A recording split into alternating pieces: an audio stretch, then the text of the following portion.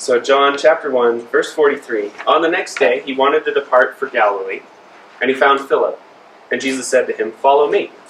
Now Philip was from Bethsaida, the town of Andrew and Peter. Philip found Nathanael and said to him, "We have found the one whom Moses wrote about in the law, and the prophets wrote about, Jesus, son of Joseph from Nazareth." And Nathanael said to him, "Can anything good come out of Nazareth?" Philip said to him, "Come and see." Jesus saw Nathanael coming toward him and said about him, "Look, a true Israelite, in whom is no deceit." Nathanael said to him, "From where do you know me?" Jesus answered and said to him, "Before Philip called you, when you were under the fig tree, I saw you."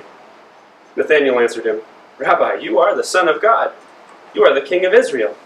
Jesus answered and said to him, "Because I said to you that I saw you under the fig tree, do you believe? You will see greater things than these." And he said to him, "Truly, truly, I say to all of you, you will see heaven opened and the angels of God ascending and descending upon the Son of Man." So this is a story I think we've all heard before. Jesus is calling some of his disciples. We usually focus on the whole "can anything good come out of Nazareth" thing, but that's not the weird part I want to talk about today. That is another weird thing. There's a Bible scholar and podcaster I listen to, and he says, if things are weird, it's probably important. So the very last line, "Truly, truly, I say to all of you, you will see heaven opened and the angels of God ascending and descending upon the Son of Man." That's the weird verse I want to talk about. What does Jesus mean by that? What in the world does that, why does that have anything to do with calling his disciples? He says, you will see greater things than, yeah, I know where you are. You're going to see greater things than these. And also, you're going to see angels of God going up and down on me, the Son of Man, who's Jesus. The connection is way back in Genesis chapter 28. So, again, my wife handily, she put all these notes together for me, for you guys. But you can follow along there, or you can flip to Genesis chapter 28. And we're going to start in verse 10. It's a story of Jacob's dream. And this is like a hyperlink. You ever been reading something online and some of the words are in blue? And you click that and you go to another article? And you keep clicking after a while and you're like, wait, what was the first thing I was reading? The Bible is full of this kind of stuff too, even though, unless you're on a computer these days, you can't click it and go to the next one. But it's written in such a way to make you think of previous stories that should be in your library in your head. I know that one. This is familiar. So hopefully it already is.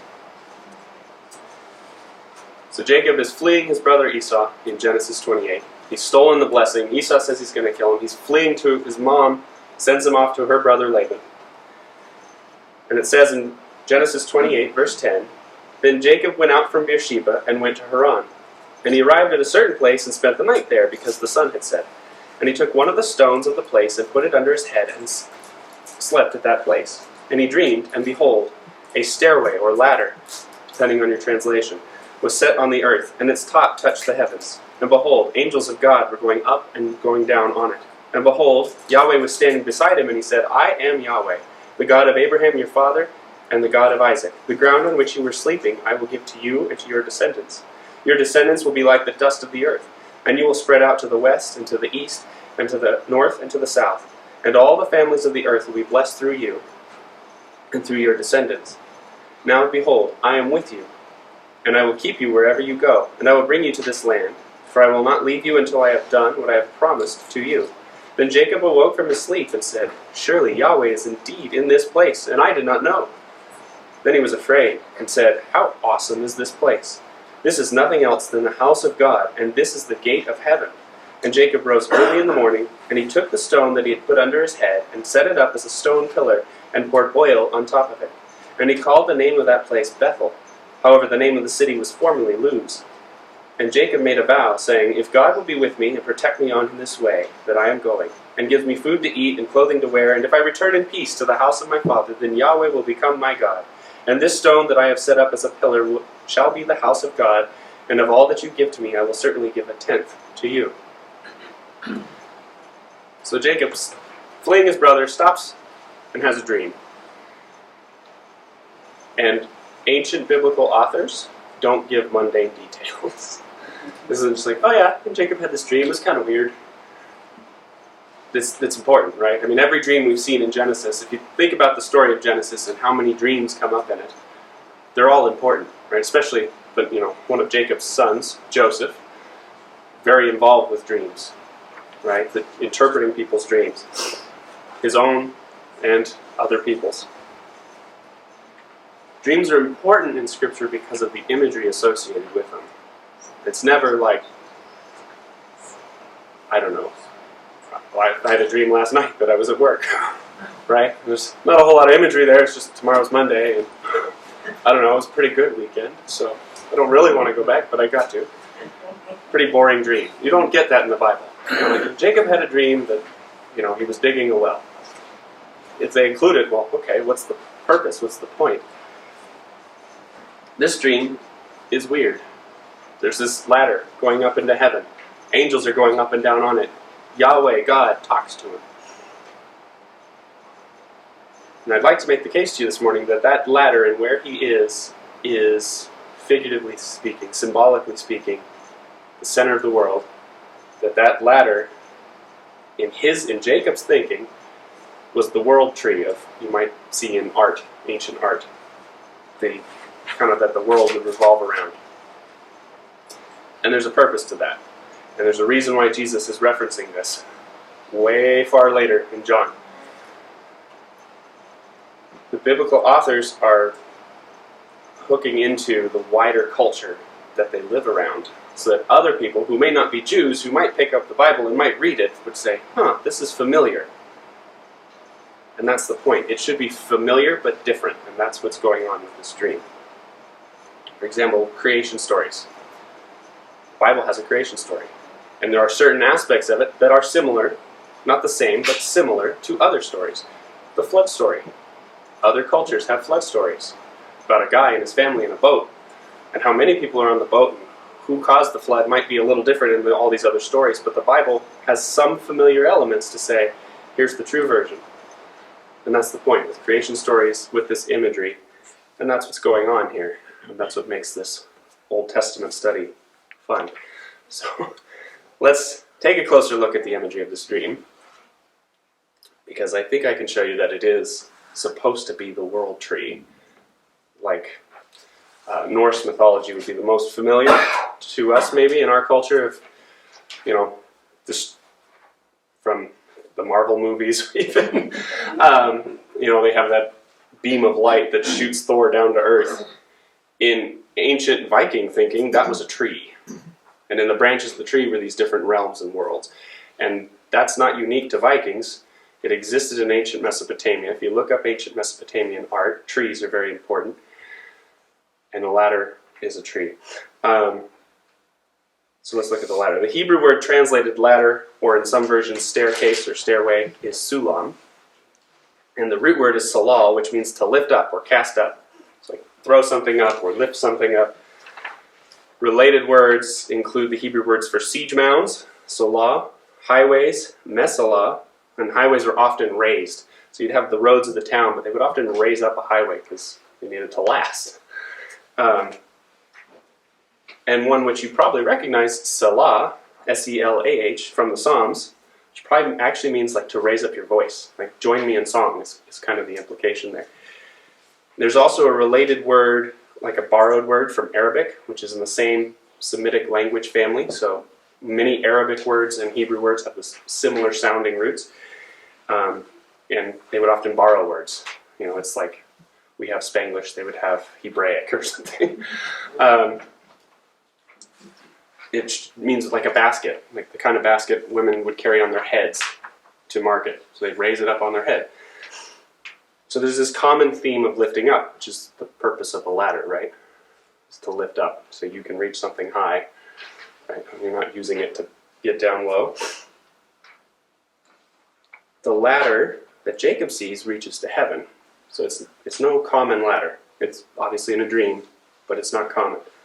It's spanning the tiers of the cosmos, of the creation. We talked about that a long time ago when I was here. But basically, in ancient Middle Eastern thinking, including in ancient Jewish thinking, there's 3 levels. So the bottom is Sheol, the land of the dead. You bury your dead, you put them in the ground, they go to the land of the dead. It's underneath. And in Jewish thinking, it was split into kind of a good weighting a point where you're waiting. You're still in the land of the dead, but you're waiting for Yahweh to bring you out. And then there's the place where the bad people go who are awaiting judgment. So it's kind of, Jesus tells that parable about the rich man and Lazarus. And the rich man goes to Hades, and the poor man, Lazarus, goes to Abraham's bosom. These two compartments, and they can't cross over, right? You don't get out of one and go to the other. You just sit here and wait in anguish and flames, is what the rich man says. Send Lazarus with a drop of water. And Abraham goes, I can't. This giant canyon between us. We can't cross over to you, and you can't cross over to us. He says, well, send him back to my brothers, so they don't come where I am. No, I can't do that either. They have the law and the prophets. So remember that one. So that, floating around the back of your head, that is ancient Jewish thinking about the land of the dead. It's two compartments separated, but one of those compartments will eventually be released. The good people. In the middle is earth, where we live. And above is the heavens, where God is, where his angels are. And so that's this three-tier worldview. We talked a long time ago about Eden as a mountain, and that the reason God is in Eden is because this mountain is so tall it reaches into the heavenly realm, and it's this crossover place. The mountain is made of earth, but it's reaching into the heavens. And it's symbolically an idea, right? Adam and Eve weren't in outer space, that's not what I'm saying. It's symbolically an idea that when they were in the garden with God, they're both on earth and in heaven. They're in God's realm, but they're also on earth. That's the eventual end, that's what God is going to do by creating his kingdom, is reestablish heaven on earth, reunite the two realms again. This ladder that Jacob sees is doing the same thing. He's only seeing two tiers. It's reaching from earth to heaven, but it's doing the same thing. And it's allowing the angels of God to go up and down on it. But what does a tree have to do with the ladder? Well, in many ancient artworks, trees would span these three tiers. Their roots go down into the earth, their trunk, where we live, their branches in the heavens, because most trees are taller than us, right? And so symbolically you can see, okay, that's the image. So it's doing the same thing. Ladder is like a tree because of its upward motion, and its steps are like branches, and also it's made of wood. Not today, right? Most ladders that we use today are probably fiberglass or aluminum. Right? Anybody been on a wood ladder recently? Anybody felt safe on a wood ladder? Ever? Right? They're pretty rickety. Tim Mackey, who runs the Bible Project, you might have seen some of their videos on YouTube, he says that the word tree is very flexible. It's the Hebrew word etz. It can refer to a tree, it can refer to a bush, it can refer to a symbolic tree, it can refer to what we would call wood today. So when you cut down an etz, you still have an etz. When you shape an etz into firewood, it's etz that you're throwing into the fire.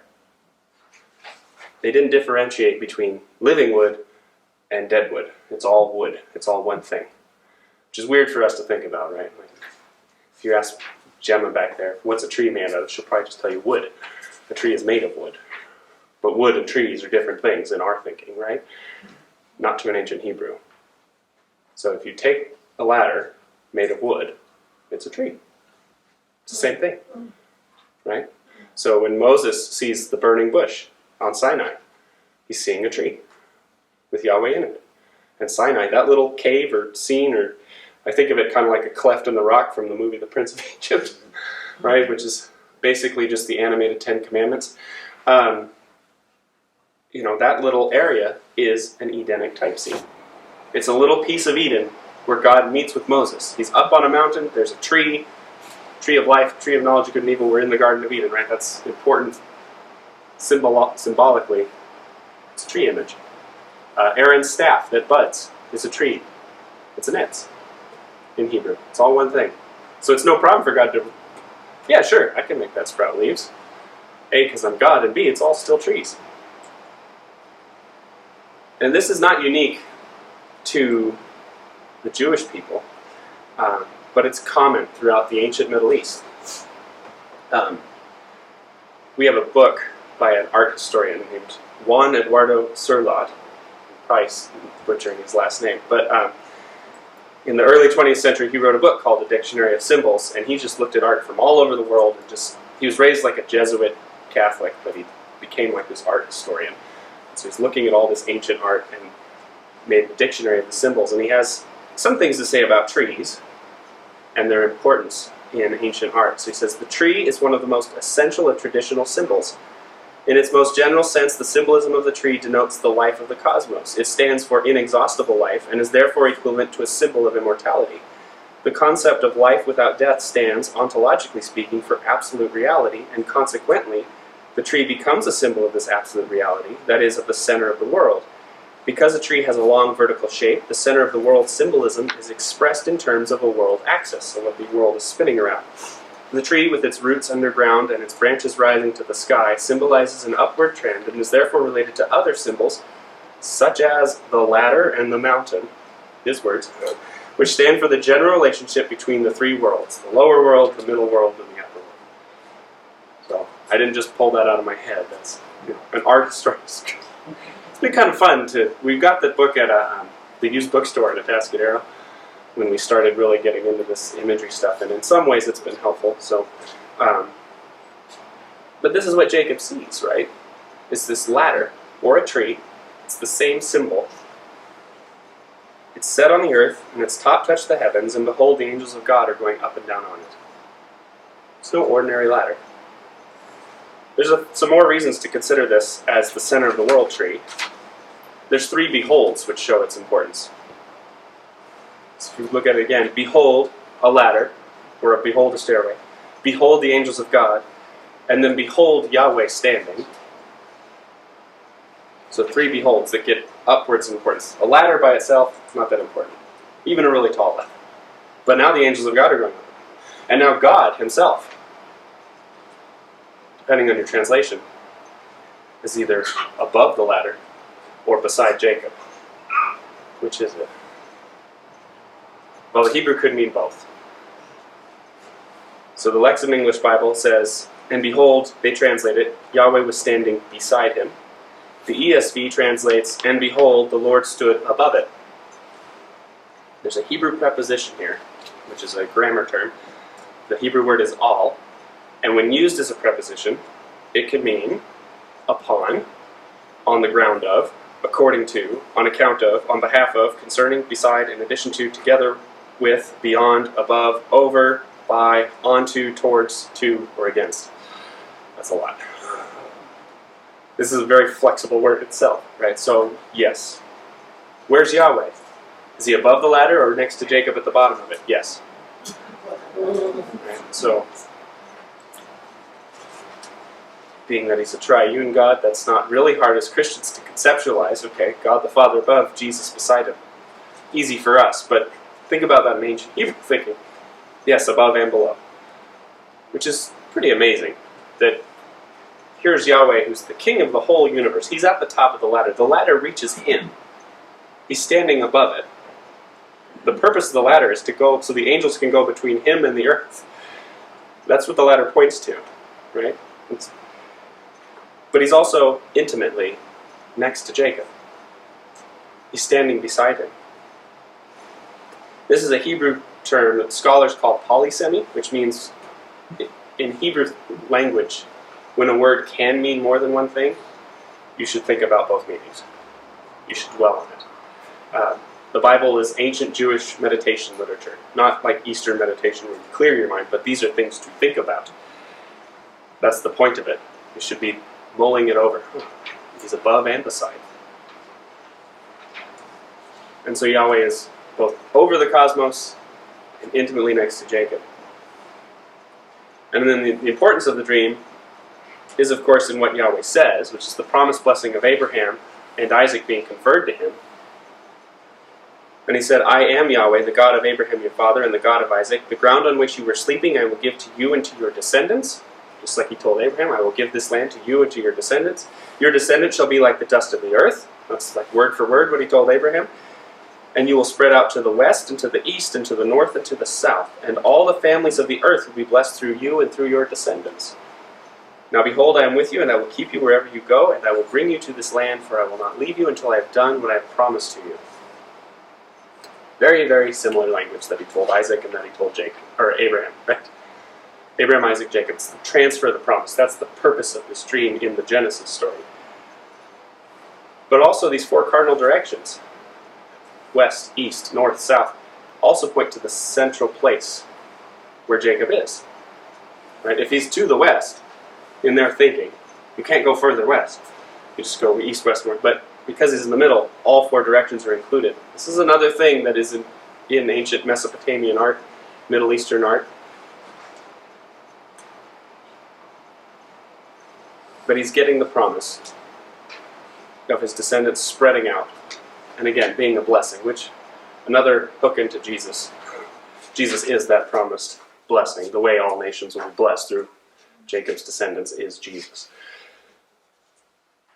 But there's even another reason to think of this in terms of center of the world axis, tree imagery. And that's in Jacob's response to the dream. So he wakes up and he goes, "Surely Yahweh is indeed in this place, and I did not know." Okay, this is the place where Yahweh is. And I don't know if he just didn't know that Yahweh's everywhere at once or what, but this is a special place, is what he's saying. And then he's afraid, and he says, "How awesome is this place? This is nothing else than the house of God, and this is the gate of heaven." So it's the way in, it's Yahweh's house. So he recognizes where he is. This is an important location.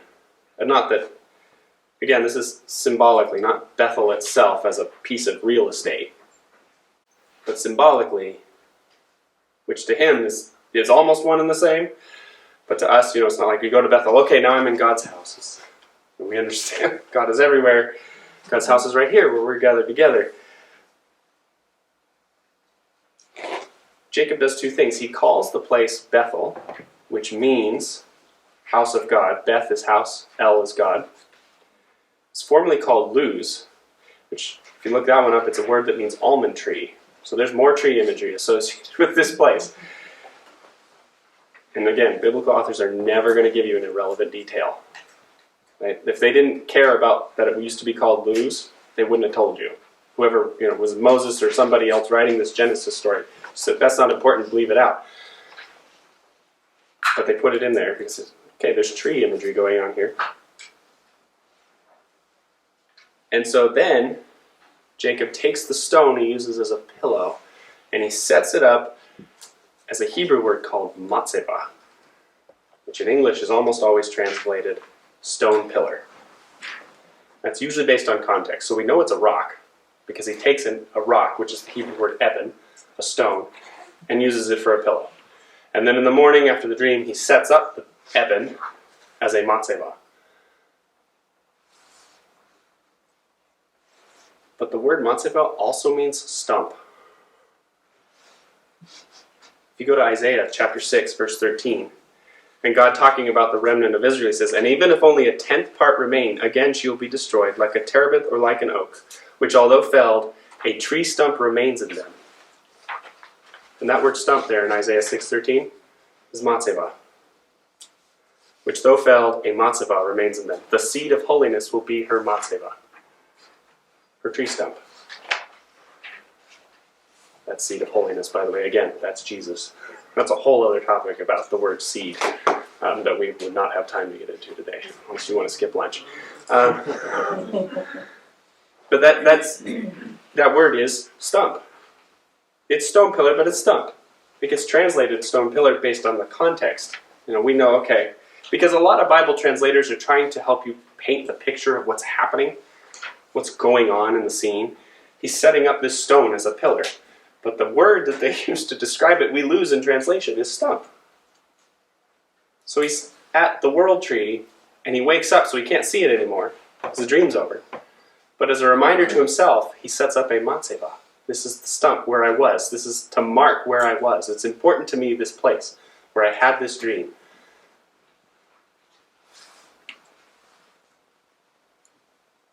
So, though it's literally a stone, symbolically, it's the stump of a tree, the world tree that he saw in his dream.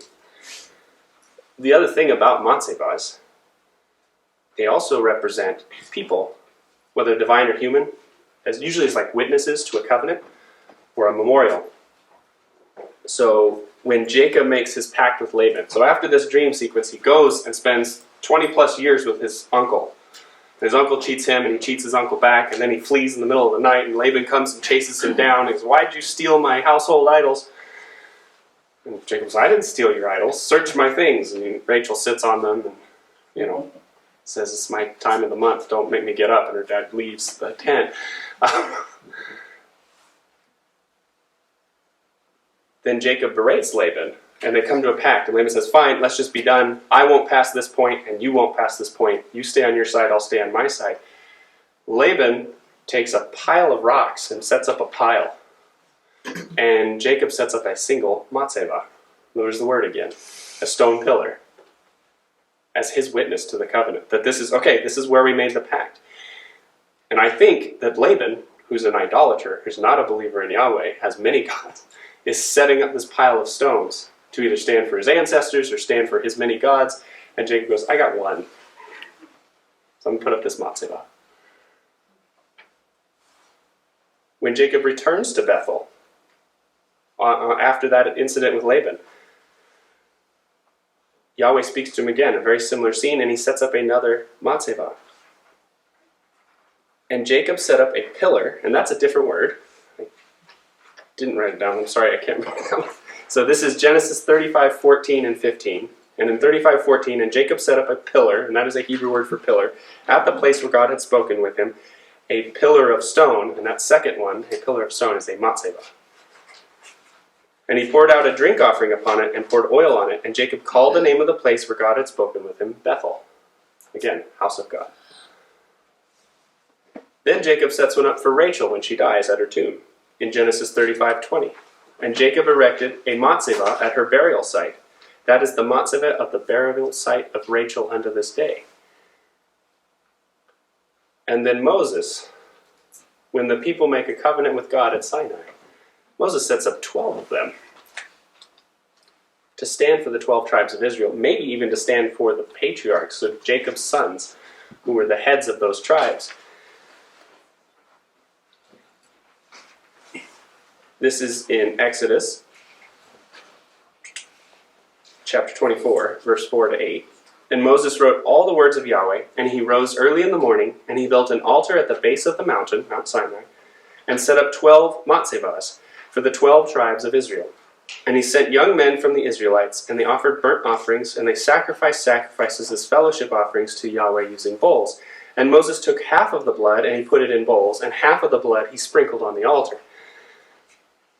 And he took the scroll of the covenant and read it in the hearing of the people, and they said, 'All that Yahweh has spoken we will do, and we will listen.'" And the next thing the people are going to do is make a golden calf. But again, unless you want to skip lunch, we're going to... Verse 8, "And Moses took the blood and sprinkled it on the people, and he said, 'Look, the blood of the covenant that Yahweh has made with you in accordance with all these words.'" So, question about this is, does Moses take half of the blood of the sacrifice and spend the rest of the day and probably the next sprinkling it on thousands of people? Probably not.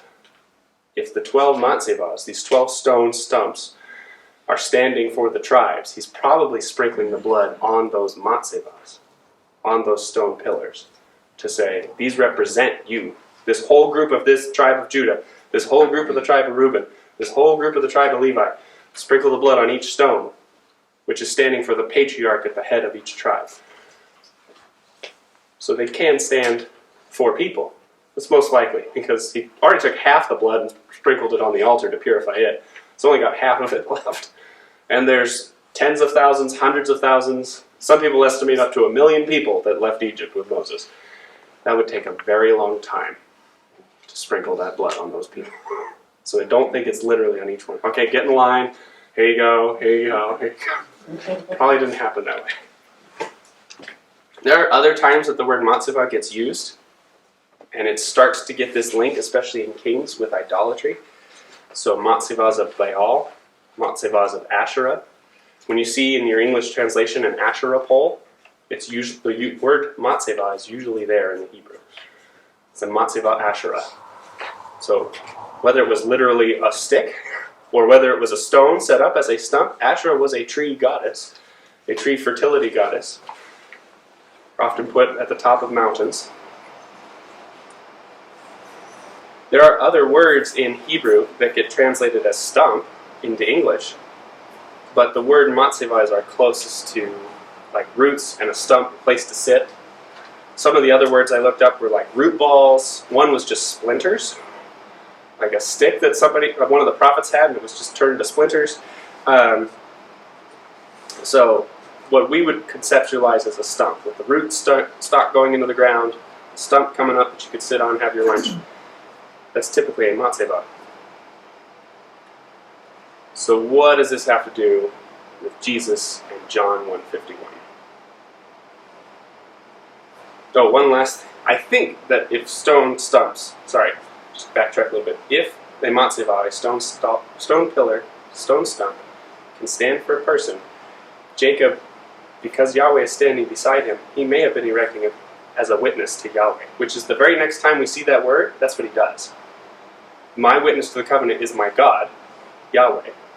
So I think at the dream, it's both the world tree and his God, Yahweh, our God, standing beside him as a witness to this event, this dream. So what does that have to do with Jesus? Jesus alludes in John 1:51 to the scene in Genesis 28, and it's not the part where he's standing next to Jacob.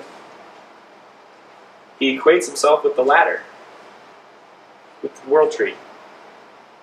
If the ladder tree is symbolic of the center of the world, if it's the bridge between the tiers of the cosmos, what is Jesus therefore saying about himself? He's that bridge. He's the ladder.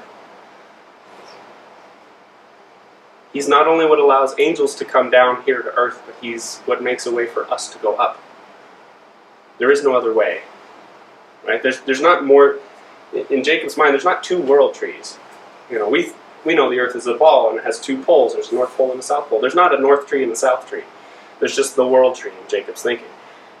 In even New Testament writers' thinking, understanding this imagery that is their culture that they've grown up with. You know, Nathaniel and Andrew and Peter, those that are standing there with Jesus. Philip too, I think, was there. Jesus saying, I am that tree.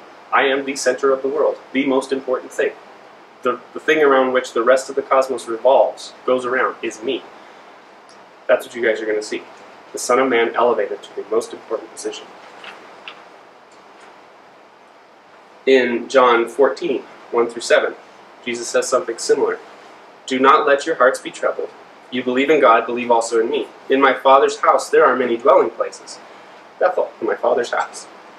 But if not, I would have told you, because I am going away to prepare a place for you. And if I go and prepare a place for you, I will come again and receive you to myself, so that where I am, you may be also. And you know the way where I am going. Thomas said to him, Lord, we do not know where you are going. How are we to know the way?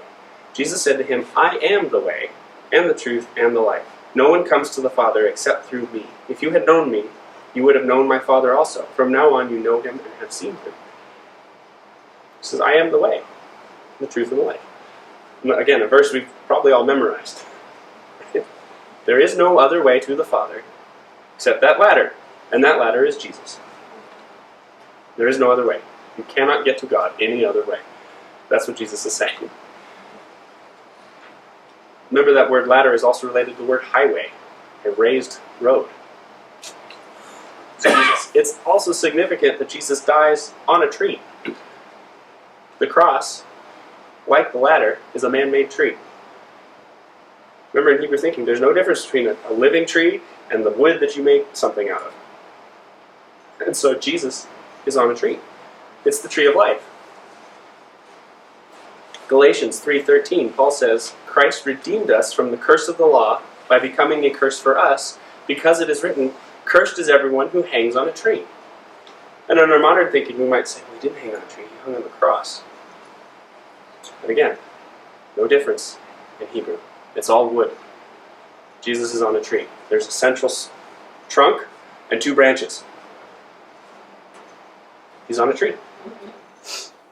He's the way. The ladder is a tree. The cross is a tree. Jesus died on that tree. Jesus is the ladder. He is the way. There is no other.